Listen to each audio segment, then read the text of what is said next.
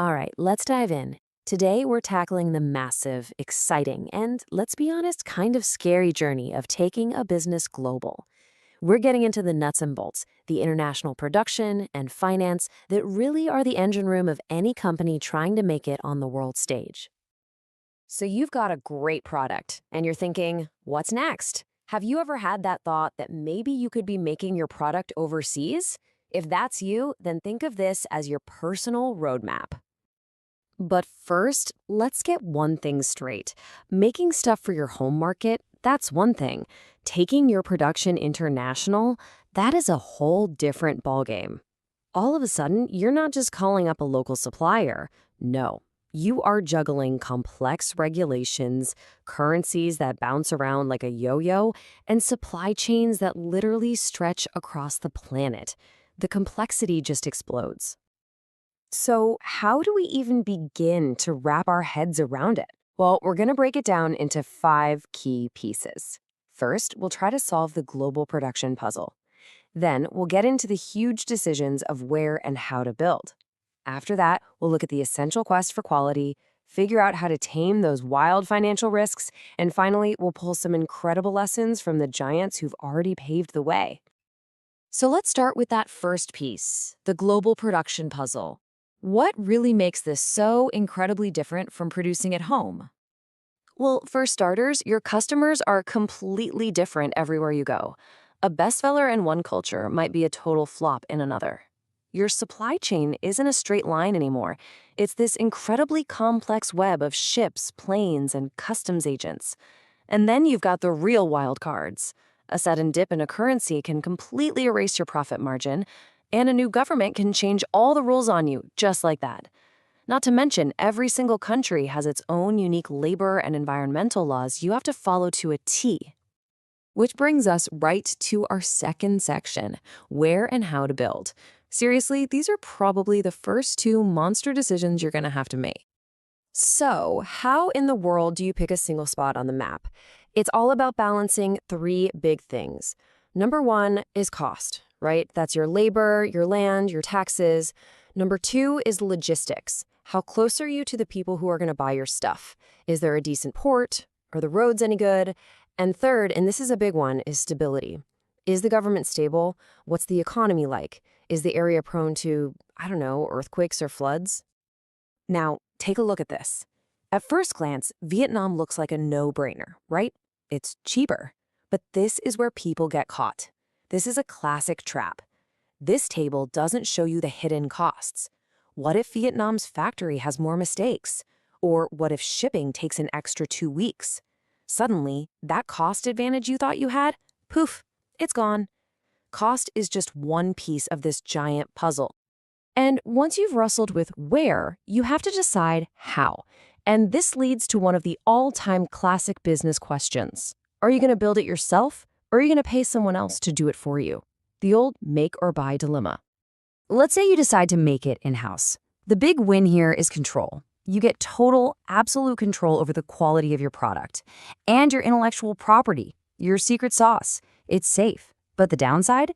It's huge.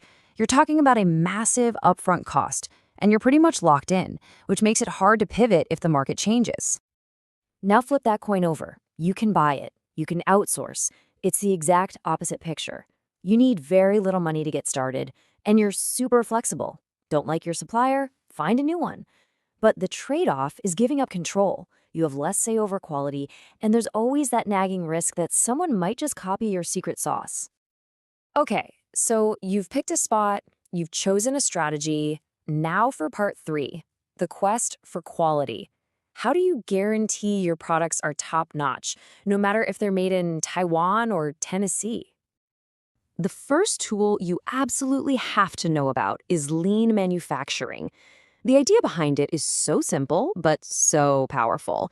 You find and you eliminate anything that doesn't add value to the customer. The Japanese term for this waste is muda. Think of it as a deep, systematic decluttering of your entire production process to make everything run as smoothly as possible. And lean specifically targets 7 kinds of waste. Making more than you need? That's waste. Having workers just standing around waiting for parts? Total waste. Moving stuff from one end of the factory to the other for no good reason? Waste. And that pile of inventory sitting in a warehouse? That's not just stuff. That's cash, tied up, collecting dust. By hunting down these 7 wastes, your whole operation gets leaner, faster, and cheaper. The second tool is called Six Sigma. So if lean is all about speed and efficiency, Six Sigma is about being practically perfect. The goal is just mind-blowing. It's aiming for no more than 3.4 defects for every 1 million chances. It is an obsession with quality and consistency. So how on earth do you get there? Well, it's not magic. It's a very structured, data-heavy process called DMAIC. First, you define the problem very clearly. Then you measure how bad it is right now. You analyze all the data to find the real root cause. Then you improve the process to fix it. And finally, you control it to make sure that problem stays fixed forever. It's like applying the scientific method to your business. All right, moving on to our 4th section, taming financial risks.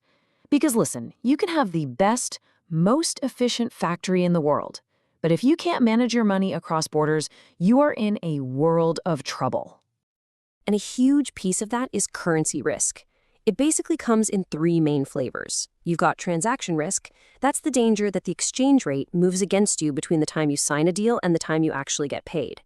Then there's translation risk, which messes with the value of your company on paper when you convert foreign assets back to your home currency. And finally, there's economic risk, which is the long-term threat that big currency swings could make your products too expensive to compete. So how do you protect yourself from all this? Well, you use financial tools, and the strategy is called hedging. For instance, a forward contract lets you lock in an exchange rate for a future date. It's safe, but not very flexible. On the other hand, a currency option gives you the right, but not the requirement, to make a trade at a set price. That's super flexible, but that flexibility comes at a price. Each tool is a different trade-off between how much certainty you want, how much flexibility you need, and what you're willing to pay. For our last section, let's bring all this theory down to earth and see how it works in the real world. Let's look at some lessons from the global giants.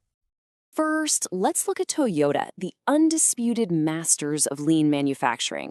They have this core principle called Genshi Genbutsu. It basically means go and see for yourself.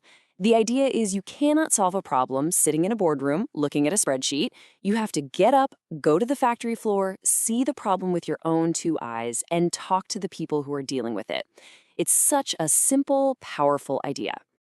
Then you have Nike. They literally built an empire on outsourcing, and their story is a huge lesson in its risks.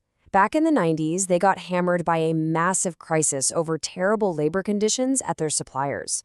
It forced them to completely change. They created a strict code of conduct for all suppliers, and today they've gone all the way to publishing a complete list of all their factories for the whole world to see. They learned a very hard lesson. You can outsource production, but you can never outsource responsibility. And one last example, Unilever. These guys have absolutely perfected the art of the balancing act.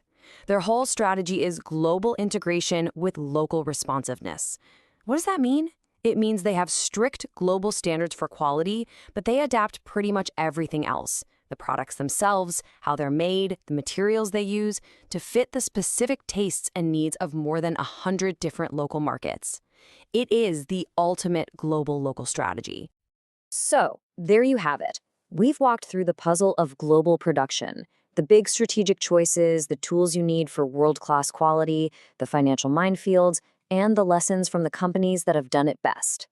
You've seen the map and you've seen the tools. The only real question left is the one right here on the screen. What's the very first step you're going to take on your global journey?